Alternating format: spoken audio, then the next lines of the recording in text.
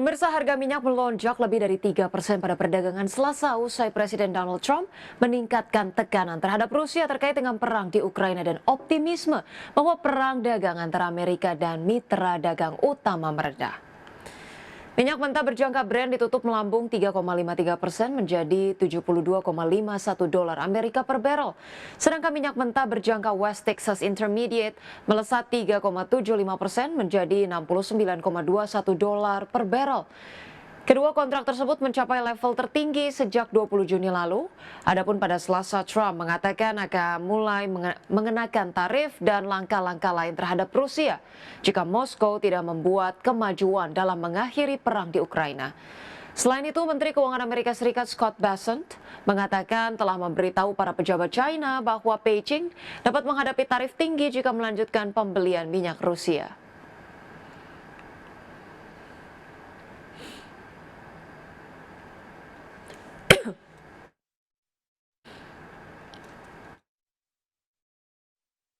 Moneter Internasional IMF merevisi naik proyeksi pertumbuhan ekonomi global untuk 2025 dan 2026 menjadi 3% dan 3,1%. Revisi proyeksi tersebut didorong oleh lonjakan belanja menjelang kenaikan tarif Amerika Serikat pada 1 Agustus serta turunnya tarif impor efektif yang dikenakan oleh pemerintahan Donald Trump.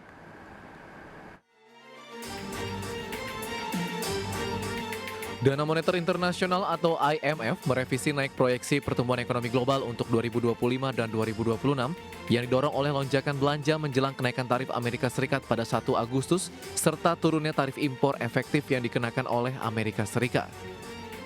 Dalam laporan World Economic Outlook edisi Juli 2025, IMF menaikkan proyeksi pertumbuhan global 2025 sebesar 0,2% menjadi 3% dan 2026 naik 0,1% menjadi 3,1%.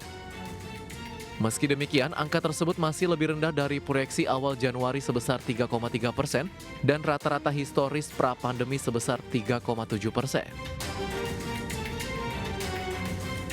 Sementara itu, inflasi global diperkirakan menurun ke 4,2% pada 2025 dan 3,6% pada 2026. Namun IMF menilai inflasi di Amerika Serikat masih beresiko tetap tinggi akibat dampak tarif terhadap harga konsumen pada paruh kedua tahun ini. Dalam laporannya, IMF menyebut ketidakpastian global terbilang masih tinggi meskipun tarif impor efektif yang dikenakan Amerika Serikat mengalami penurunan. Di sisi lain, IMF memperingatkan bahwa perekonomian global masih menghadapi risiko besar, termasuk potensi kembalinya tarif tinggi, ketegangan geopolitik, dan defisit fiskal yang meningkat, yang dapat mendorong kenaikan suku bunga serta memperketat kondisi keuangan global. Berbagai sumber IDX Channel. Selanjutnya pemirsa, dari pergerakan bursa global. Pemirsa, bursa Wall Street berakhir di zona merah pada Selasa dengan S&P 500 dan Nasdaq turun dari rekor tertinggi setelah sejumlah laporan keuangan emiten yang mengecewakan dan investor menunggu pernyataan kebijakan moneter Bank Sentral Amerika Serikat. Pada perdagangan Selasa, pemirsa, indeks Dow Jones Industrial Average ditutup turun 0,46% ke level 44.632. Indeks S&P 500 melemah 0,3% menjadi 6.370 dan indeks Nasdaq Composite menyusut 0,38% ke level 21.098. Sementara itu, pemirsa, bursa saham Eropa mayoritas menguat pada Selasa didorong dengan sektor keuangan dan pertahanan. Pemirsa, indeks DAX Jerman naik 1,03% ke level 24.217. Indeks FTSE 100 Inggris menguat 0,6% ke posisi 9.136.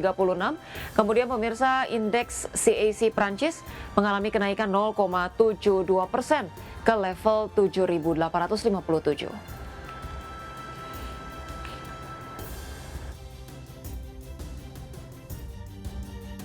Pemirsa, terima kasih Anda masih bersama kami di Market Pass. Pemirsa, indeks harga saham gabungan atau IHSG ditutup menguat tipis 0,04% dan bertahan di level 7.600-an usai mengalami fluktuasi tinggi. IHSG secara dominan dipengaruhi oleh saham SMMA yang berbalik melemah dalam usai menyentuh rekor tertinggi sepanjang masa atau new all-time high. Indeks harga saham gabungan ditutup menguat tipis 0,04% ke 7.617,9 di akhir perdagangan Selasa. Secara intraday, IHSG bergerak dengan memiliki volatilitas tinggi. IHSG dibuka di zona merah dan menutup sesi pertama dengan kenaikan 0,12%. Di akhir sesi kedua, IHSG sempat naik 0,86% sebelum akhirnya tiba-tiba ditarik ke bawah di penutupan. Indeks sektoral dengan kenaikan terbesar adalah sektor barang baku naik 1,75%, sektor teknologi menguat 1,3%, dan sektor energi melaju 1,02%. Sedangkan indeks sektoral yang melemah adalah sektor keuangan yang turun 1,49% dan sektor transportasi dan logistik melemah 1%. Indeks hari ini dibawa naik turun oleh emiten PT Sinarmas Multi Arta Tbk yang tercatat menjadi pemberat utama IHSG, turun dalam 12,56% di level Rp25.800 per saham, usai menyentuh level new all-time high di level Rp25.800 per saham dengan minus kontribusi 21,54 indeks point. Lalu saham PT Bank Sentral Asia Tbk ditutup melemah 1,18% di level Rp8.400 per saham dengan kontribusi minus 7,14 indeks point. Sementara saham grup Prayogo Pangestu di Barito Pacific Tbk menjadi penggerak utama IHSG ditutup menguat 5,67% ke level Rp2.610 per saham dengan kontribusi 8,69 indeks point ke penguatan IHSG. Emiten Bakri, saham PT Bumi Resources Minerals Tbk ditutup menguat 6,33% di level Rp470 per saham dan menyumbang 3,14 indeks point ke penguatan IHSG. Pada perkembangan lain, di tengah tekanan eksternal, pemerintah menyampaikan ada optimisme bahwa pertumbuhan ekonomi tahun ini masih bisa menyentuh 5%. Namun sinyal waspada tetap diberikan, terutama karena sektor manufaktur belum sepenuhnya pulih dan tekanan global belum reda. Berbagai sumber IDX Channel.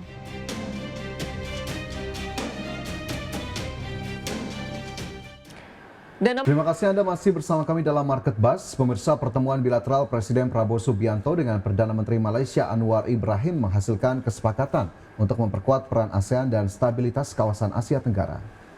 Ya, pertemuan Presiden Prabowo dan Perdana Menteri Anwar Ibrahim di Istana Merdeka, Jakarta berlangsung hangat dan cukup produktif. Kedua kepala negara menegaskan bahwa Indonesia dan Malaysia siap memberikan dukungan penuh terhadap langkah-langkah stabilitas keamanan kawasan regional. Selain itu, Presiden Prabowo dan Perdana Menteri Anwar Ibrahim pun menegaskan pentingnya kerjasama negara-negara Asia Tenggara dalam menjaga keamanan regional. Menurut kedua kepala negara ini, stabilitas kawasan adalah tanggung jawab bersama. Di sisi lain, secara bilateral, Indonesia dan Malaysia juga sepakat memperkuat kemitraan strategis dan memperluas kerjasama di berbagai bidang. Secara khusus, Presiden Prabowo memberikan apresiasi atas kepemimpinan Perdana Menteri Anwar dalam memimpin ASEAN, khususnya keberhasilan Malaysia dalam melakukan mediasi terhadap konflik di kawasan. Intinya kita ingin menyelesaikan selalu dengan konsultasi, mediasi, saya ulangi, konsultasi, negosiasi, musyawarah. Saya kira itu prinsip kita. Lagi kita negara ya kan latar belakang sama, budaya, agama, satu rumpun, satu budaya. Ya, terima kasih. Terima kasih. Thank you. Dan sekarang ini dalam monitoring keamanan itu, semua difasilitasi dan negara Asia khususnya Malaysia, Indonesia, Singapura, Brunei dan Filipina itu akan bertanggung jawab monitor peace process. Oh, alhamdulillah. Luar biasa.